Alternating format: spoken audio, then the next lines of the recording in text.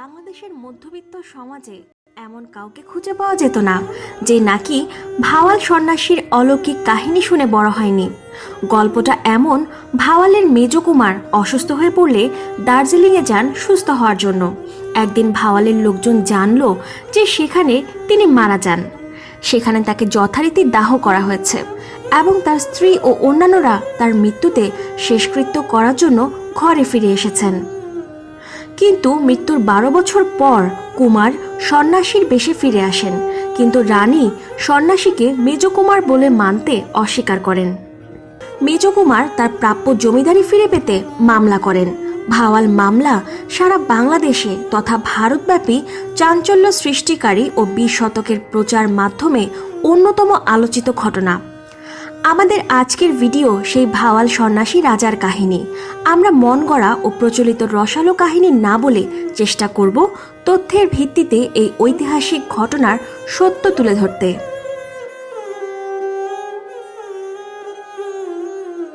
বহুকাল পূর্বে বুড়িগঙ্গা নদীর উত্তর তীর হতে ব্রহ্মপুত্র নদের অববাহিকা পার হয়ে সুসং পাহাড় পর্যন্ত বিস্তীর্ণ ভূভাগের মধ্যে জয়নশাহী নামে একটি গহীন অরণ্য অঞ্চল ছিল। এর উত্তরাংশকে বলা হতো মধুপুরের অরণ্য অঞ্চল এবং দক্ষিণাংশকে বলা হতো ভাওয়ালের অরণ্য অঞ্চল। দ্বাদশ শতাব্দীর পরবর্তীকালে প্রায় 600 বছর পাঠান ও মুঘলরা এই দেশ শাসন করে। তাদের আমলে এই আরণ্যকের মাঝখানে গড়ে ওঠে এক প্রশাসনিক অঞ্চল যা ভাওয়াল পরগনা নামে পরিচিত। ভাওয়াল পরগনার উত্তরে আটিয়া ও আলেপসিং পরগনা, দক্ষিণে বুড়িগঙ্গা, পূর্বে লক্ষা নদী ও মহেরদী পরগনা এবং পশ্চিমে কাশিমপুর ও দুর্গাপুর পরগনা। বর্তমান গাজীপুর, টাঙ্গাইল ও ঢাকা জেলার কিছু অংশ ছিল ভাওয়াল পরগনার অবস্থান। গাজীপুর চৌরাস্তা হতে ডান দিকে রাস্তাটি গিয়েছে জয়দেবপুর সদর বরাবর। জয়দেবপুর সদর রেল ক্রসিং পার হয়ে সামান্য সামনে এগিয়ে গেলেই রানী বিলাসমণি স্কুল। এই স্কুলের ঠিক বিপরীত পাশেই ভাওয়াল রাজবাড়িটি অবস্থিত।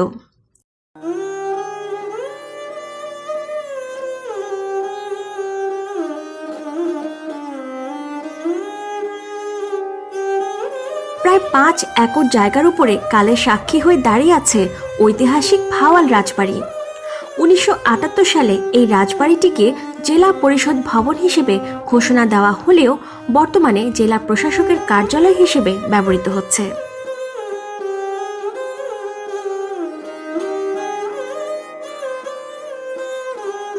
এই রাজবাড়ির আওতায় ভাওয়াল পরগনা প্রায় 579 বর্গমাইল এলাকা জুড়ে ছিল, যেখানে প্রায় 5 লাখ প্রজা বাস করত। বিস্তৃতি, আয় ও মর্যাদার দিক থেকে ভাওয়াল স্টেট ছিল ঢাকার নওয়াব স্টেটের পরেই পূর্ববঙ্গের দ্বিতীয় বৃহত্তম ও প্রাচীন জমিদারি। 17 শতকের শেষ দিক থেকে এই স্টেটের উদ্ভব।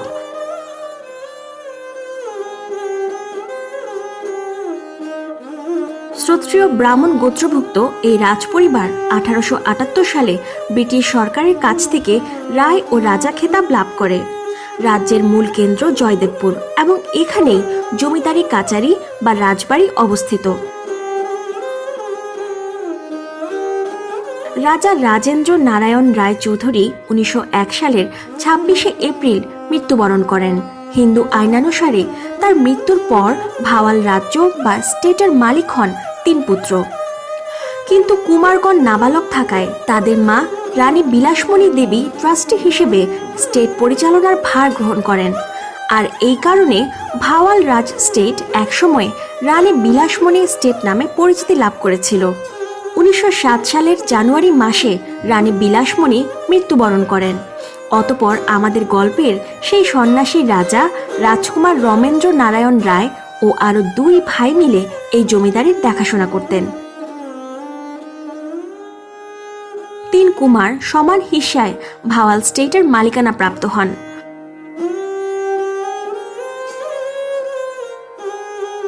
রমেন্দ্র নারায়ণ ছিলেন 3 ভাইয়ের মধ্যে দ্বিতীয়। তিনি ছিলেন প্রজাবৎসল, কিন্তু অধিকাংশ সময় তিনি শিকারে আনন্দ ফুর্তি করে এবং নারী সংসর্গে কাটাতেন। তার বেশ কয়েকজন রক্ষিতা ছিল বলেও জানা যায়। তার স্ত্রীর নাম ছিল বিভাবতী দেবী। তিনি ছিলেন অনিন্দ সুন্দরী। কিন্তু মেজ কুমারের সাথে তার সম্পর্ক ভালো ছিল না। কুমারের উদ্দাম জীবনযাপন ও নারী লিপ্সার কারণে রানীকে সময় দিতেন খুব কম। এই অবাধ যৌনাচারের ফলে কুমার সিফিলিস রোগে আক্রান্ত হন। 1909 খ্রিস্টাব্দের এপ্রিল মাসের শেষ দিকে স্ত্রী বিভাবতী দেবী ও শ্যালক সত্যেন্দ্রনাথ বন্দ্যোপাধ্যায় এবং জমিদার মহলের এক বহর ভৃত্যসহ রমেন্দ্র নারায়ণ স্বাস্থ্য উদ্ধারের লক্ষ্যে বায়ু পরিবর্তনে দার্জিলিং যান। সেখানে তাকে মৃত বলে ঘোষণা করা হয় এবং যথারীতি দাহ করা হয় বলেও দাবি করা হয়।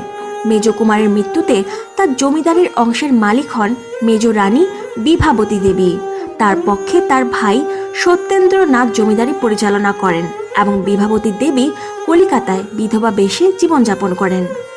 কিন্তু চাঞ্চল্যকর ঘটনার সূত্রপাত হয় যখন প্রায় 12 বছর পর 1920 সালে রাজা রমেন্দ্র নারায়ণ সন্ন্যাসী বেশে ঢাকায় পুনরাবির্ভূত হন।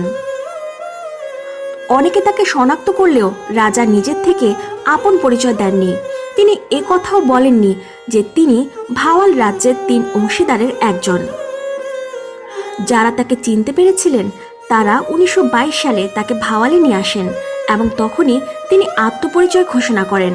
পরিবারের একজন সদস্য হিসেবে রাজবাড়ির প্রতিটি জিনিসের সঙ্গেই তিনি কতখানি পরিচিত এটা প্রমাণের জন্য তিনি বেশ কিছু সাক্ষ্য প্রমাণ প্রদর্শন করেন।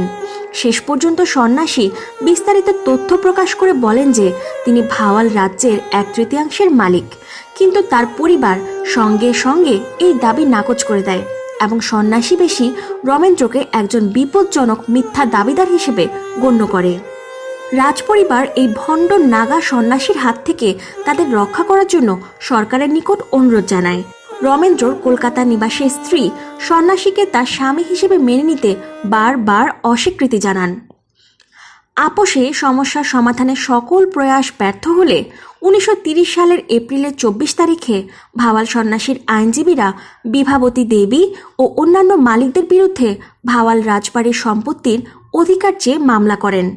পান্নালাল বসুর কোর্টে তার মামলা পরিচালনার জন্য ব্যারিস্টার P.C. চ্যাটার্জিকে নিয়োগ করা হয়। কোর্টে সাক্ষ্য প্রমাণ দেওয়ার জন্য বহু সংখ্যক দেশি ও ইউরোপীয় বিশিষ্ট ব্যক্তিকে তালিকাবদ্ধ করা হয়। প্রত্যেকে নিজ নিজ সাক্ষ্যে শনাক্ত করেন যে সন্ন্যাসী আসলেই রমেন্দ্র নারায়ণ। কোর্টে রমেন্দ্র নারায়ণ দাবি করেন যে তিনি তার শ্যালক সত্যেন্দ্রনাথ বন্দ্যোপাধ্যায়ের ষড়যন্ত্রের শিকার। সত্যেন্দ্রনাথ এক বেকার স্নাতক। সে তার সন্তানহীনা বোনের সমর্থনে রমেন্দ্রর জমিদারি অংশ নিয়ন্ত্রণ করার পরিকল্পনা করে। রাজা আরও দাবি করেন যে সত্যেন্দ্রনাথের ষড়যন্ত্র পরিকল্পনায় সহযোগী ছিলেন পারিবারিক চিকিৎসক আশুতোষ দাশগুপ্ত। রাজা রমেন্দ্র নারায়ণ ছিলেন সিফিলিসের রোগী।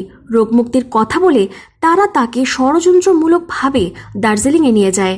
রাজা জানালেন যে ওরা তাকে বিষ খাইয়ে মেরে ফেলতে চেয়েছিল এবং রাতের অন্ধকারে তাকে দ্রুত দাহ করতে চেয়েছিল। কিন্তু এরই মধ্যে ওই এলাকায় হঠাৎ করেই শিলাঝড় শুরু হলে যেসব ভাড়া করা ডোম রাজাকে পোড়াতে নিয়ে গিয়েছিল তারা তাকে ফেলে রেখে চলে যায়।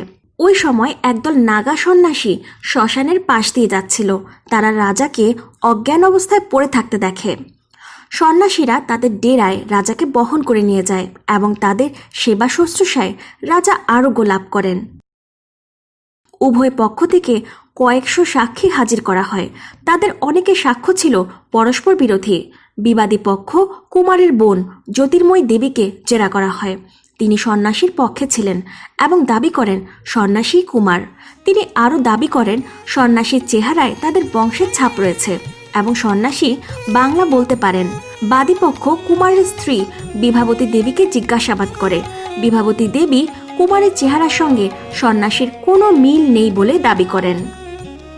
রমেন্দ্র নারায়ণের অনুকূলে আদালতে বেশ কিছু আলামত পেশ করা হয়, যার মধ্যে ছিল নানান ছবি, চিত্র, শারীরিক চিহ্ন, পরিচিতদের চিঠিপত্র ও বিবৃতি ইত্যাদি। এসব সাক্ষ্যের প্রায় সবগুলোই প্রমাণ করে যে সন্ন্যাসী প্রকৃতপক্ষে রমেন্দ্র নারায়ণ রায়। বিজ্ঞ বিচারক পরিশেষে 1937 সালের 22 ডিসেম্বর তার রায় প্রদান করেন যে এই সন্ন্যাসী ভাওয়াল রাজ্যের সহ অংশীদার কুমার রমেন্দ্র নারায়ণ রায়। কিন্তু তার স্ত্রী বিভাবতী ওই রায় না মেনে উচ্চ আদালতে অ্যাপিল করেন। কলকাতা হাইকোর্ট জেলা জজের রায় বহাল রাখে। তবে বিভাবতী দেবী হাল ছাড়তে রাজি হননি। বাদী প্রিভি কাউন্সিলে মামলাটি স্থানান্তরের জন্য আবেদন করে। লন্ডনের প্রিভি কাউন্সিল আপিল শুনতে রাজি হয়। লর্ড থাঙ্কেটন, লর্ড হাবার্ট ডু পার্স্ক এবং স্যার চেতুর মাদবন আপিলের বিচার করেন। 28 দিন ধরে শুনানি চলে। 1946 সালের জুলাই 30 তারিখে বিচারকেরা দাবিদারের পক্ষে রায় দেন এবং আপিল নাকচ করে দেন। পরের দিন কলকাতায় টেলিগ্রাফ মারফত মামলার রায় জানানো হয়। এত কিছুর পরেও নরেন্দ্র নারায়ণ রায় তার প্রাপ্য জমিদারি ভোগ করতে পারেননি, কারণ চূড়ান্ত রায়ের ফল শোনার একদিন পর তিনি কলিকাতায় হৃদরোগে আক্রান্ত হন। এর 2 দিন পর মৃত্যুবরণ করেন। ভাওয়াল সন্ন্যাসী মামলাটি এতই উত্তেজনাপূর্ণ ছিল যে মামলা যতই গড়াতে থাকে ততই দেশের সকল পত্রপত্রিকায় নানা মনগড়া মন্তব্য ও রসালো কাহিনী প্রকাশ পেতে থাকে। এমনকি ঘটনাটি সারা ভারতবর্ষের বিভিন্ন ভাষায় সাহিত্য, নাটক এবং সিনেমারও বিষয়বস্তু হয়। বিখ্যাত বাংলাদেশি সিনেমা ব্যক্তিত্ব